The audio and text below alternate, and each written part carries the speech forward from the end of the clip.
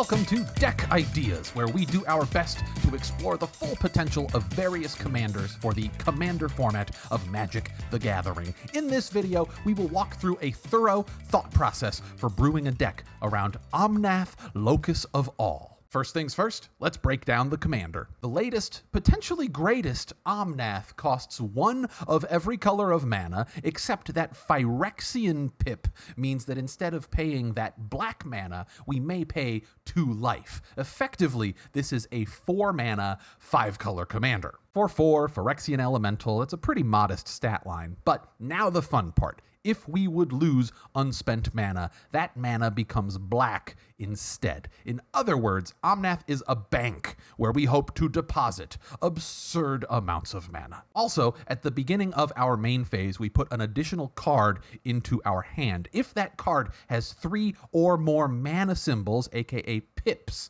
in its casting cost, we may first reveal it to add 3 mana in any combination of its colors. For example, if we reveal a fusion elemental, we get to add 3 mana in any combination of colors, including multiple of the same color. Red, red, red, for example, would be perfectly acceptable. Also worth noting, the pips do not have to be different colors. At green, green, green, Leatherback Baloth, for example, would allow Omnath's ability to generate 3 mana, although in this case they would all have to be green because that's Leatherback's only color. Omnath's second ability is excellent upside, but not something that we can rely on happening every single turn or even most turns. It's good to run cards with 3 or more pips, yes, but this deck's main idea is that first ability, right? Depositing absurd amounts of mana into the bank of Omnath. In a 4-player game, effects like Seedborn Muse allow us to bank 4 times more mana per turn cycle than we'd otherwise be able to. Similarly, Wilderness Reclamation grants us 1 additional untap per turn cycle,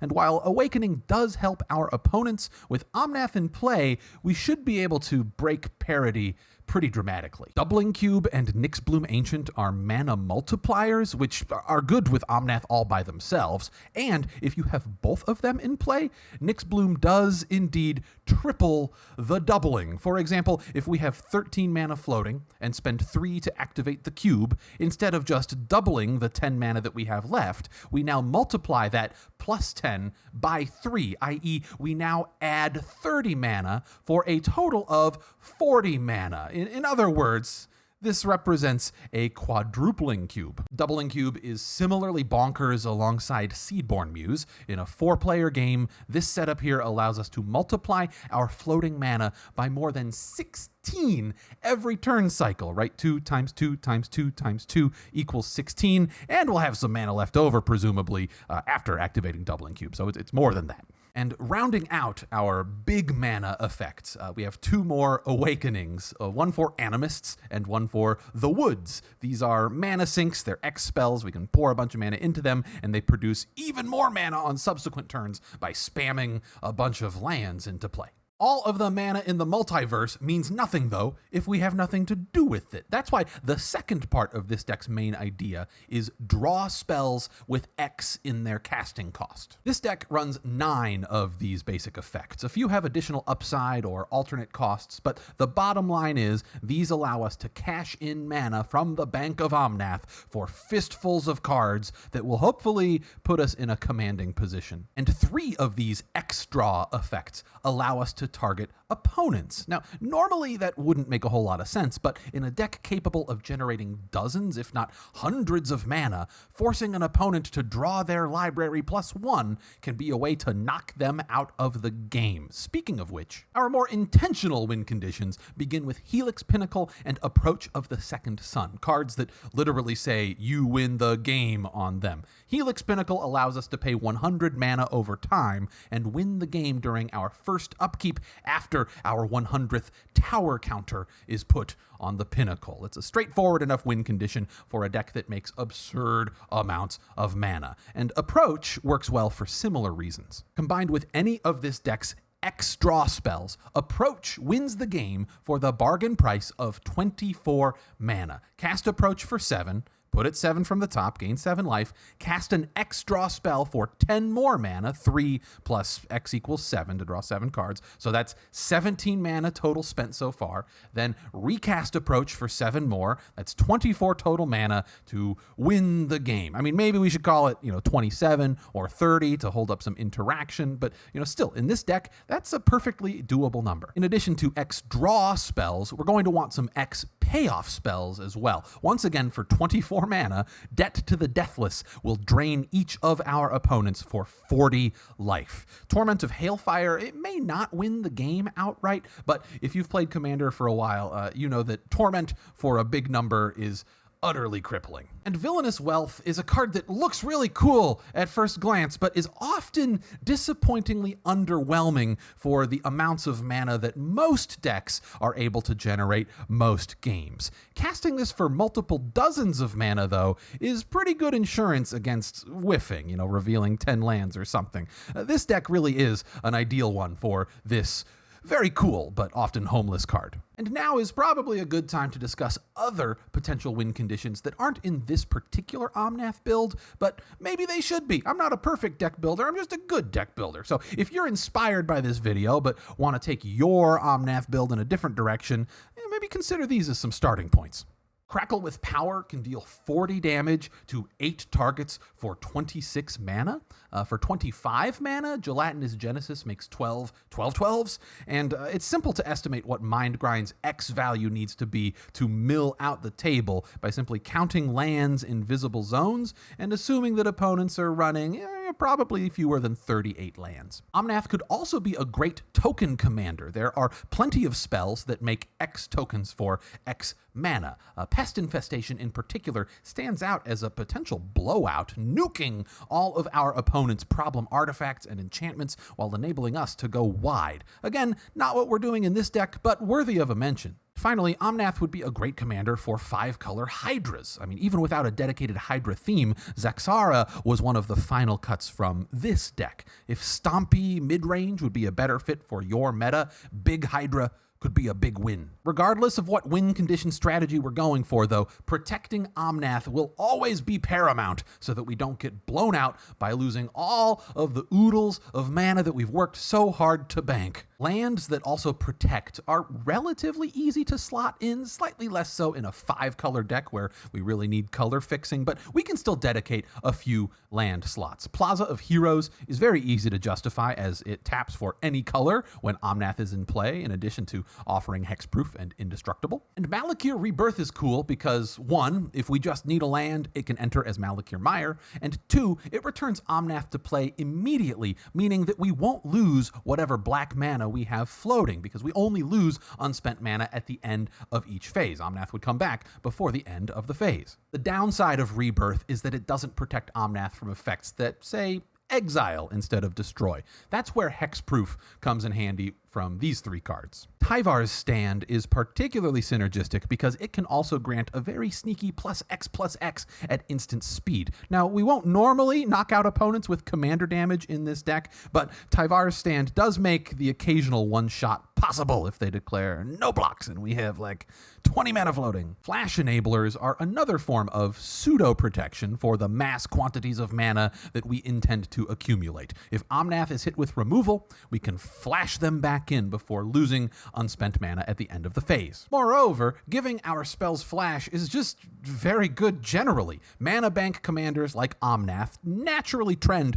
towards a draw-go playstyle where we do relatively little on our turns, instead holding up mana for interaction during opponents' turns that can be banked if we don't wind up using it. We're already inclined to play with this wait-and-see mindset, and Universal Flash lets us lean all the way in that direction. If the end step of the opponent to our right is basically our main phase, that's going to throw off the way our opponents are thinking about the game and their tempo and what they should be doing. It's going to knock them off balance and be a very big advantage. Our last line of defense for Omnath is a suite of counterspells, specifically counterspells with 3 mana pips in their casting costs so as to synergize with Omnath's second ability. Now, these aren't the most mana-efficient counterspells in the game, and we might win more consistently by just ignoring the synergy with Omnath and instead running more traditional mono blue or free counterspells. But, I'm not sure about that,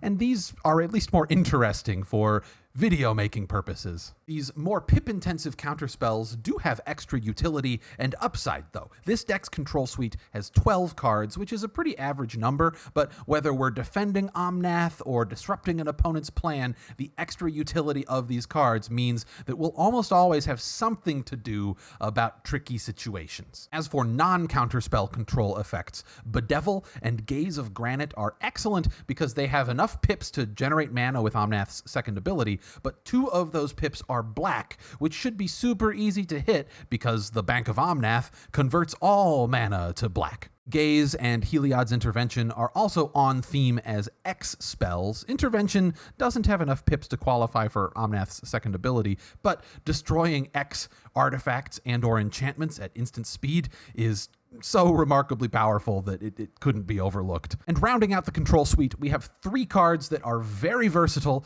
generate mana with Omnath's second ability, and have 1 black pip, which again is so easy to hit with Omnath that we can almost disregard it and consider these 2 drops. Not quite, but maybe 2.5 drops. If cards with 3 mana pips are good and cards with black mana pips are good, then we absolutely have to consider cards with 3 black mana pips, right? Well, as it happens, there are a couple of commander staples that meet these criteria. Necropotence and Bolas's Citadel are so good in so many decks and are so eminently castable with the oodles of black mana we'll be producing in this deck that it would be a crime against the format to leave them out. And if you've played Commander for a while, you probably know how Bolas's Citadel interacts with Sensei's Divining Top. With these cards in play, we can tap top, draw a card, put top on top of our library, cast it for 1 life via Citadel, and then repeat as many times as we'd like. Effectively, what we're doing is paying X life to draw X cards. Admittedly, this isn't the most original synergy in the world,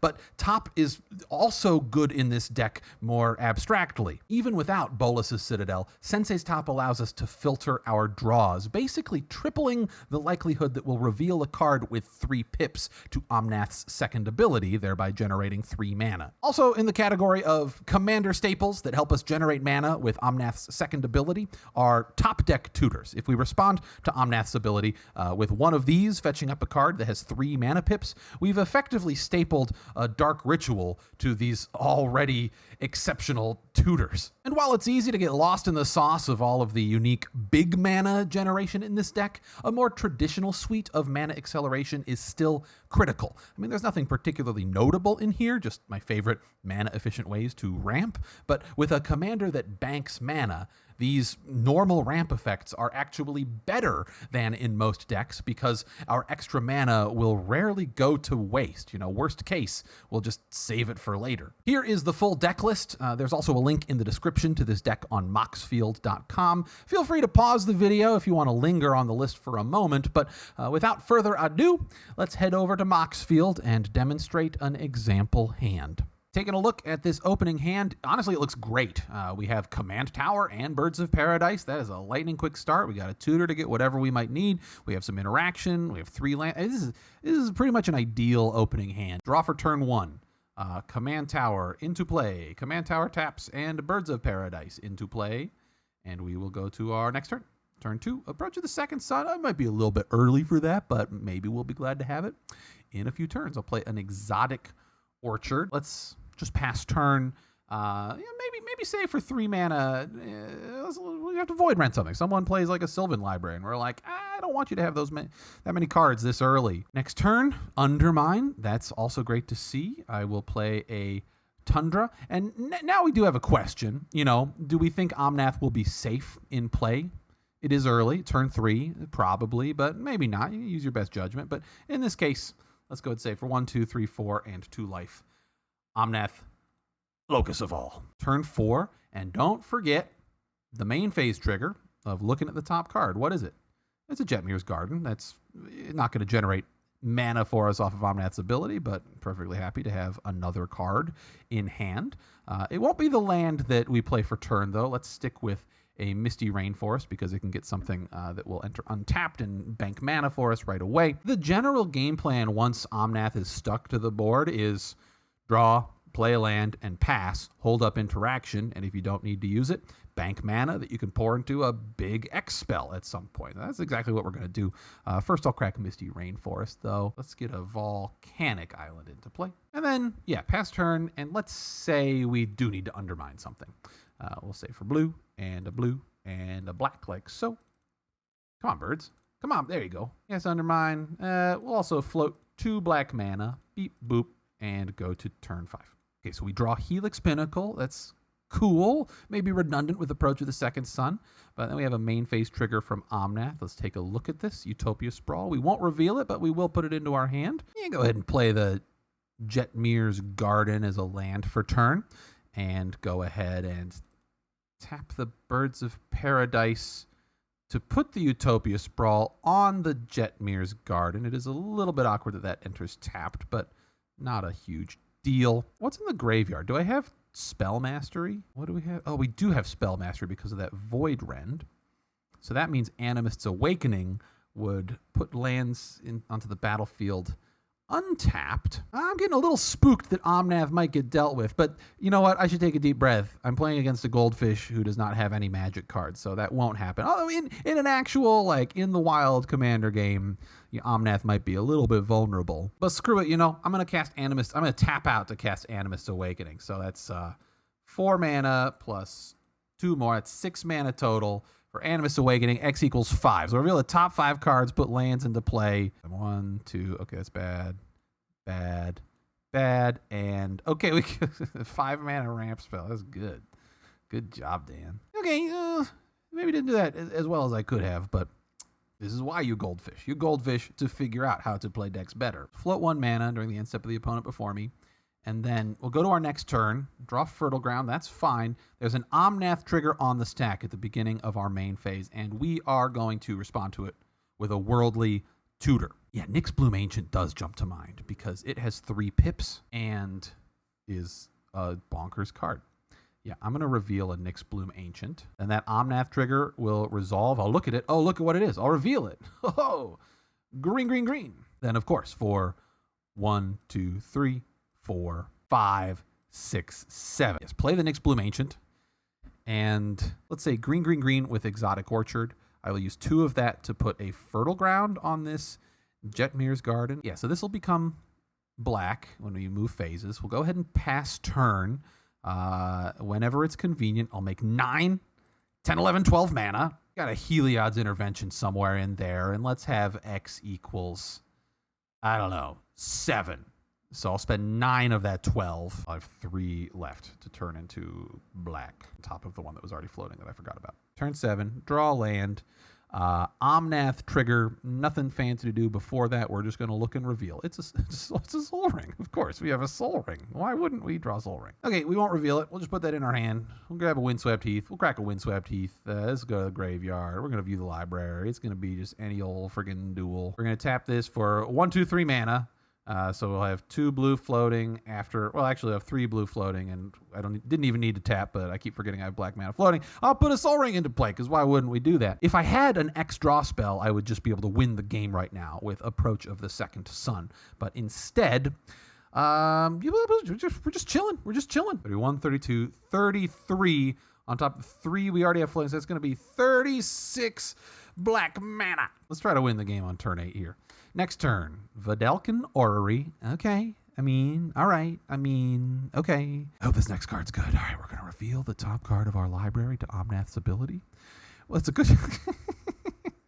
okay, we're probably just going to win with Helix Pinnacle now. 1, 2, 3. Oh, yeah, this blue mana became black mana. And then green, green, green. So I'll have a green floating. That's going to be a Seedborn Muse. But what I would do is I'd tap this for 6. And use 4 of it to play a Vedalken Orrery. And then I would just pass turn. I would bank unseemly amounts of mana. And then I would flash in a Helix Pinnacle. And we would have more than 100. We would have more than 100 mana with the Seedborn Muse and the Nyxbloom Ancient. And that's a win. Hopefully this video had some useful insights and ideas that will help you to have as much fun as friends and cardboard can provide. If you enjoyed it, please do all of the standard YouTube things. Click the like button, give me a little subscribe, maybe click the bell to get notified about new uploads, and also maybe send a link on over to your best Magic playing friend.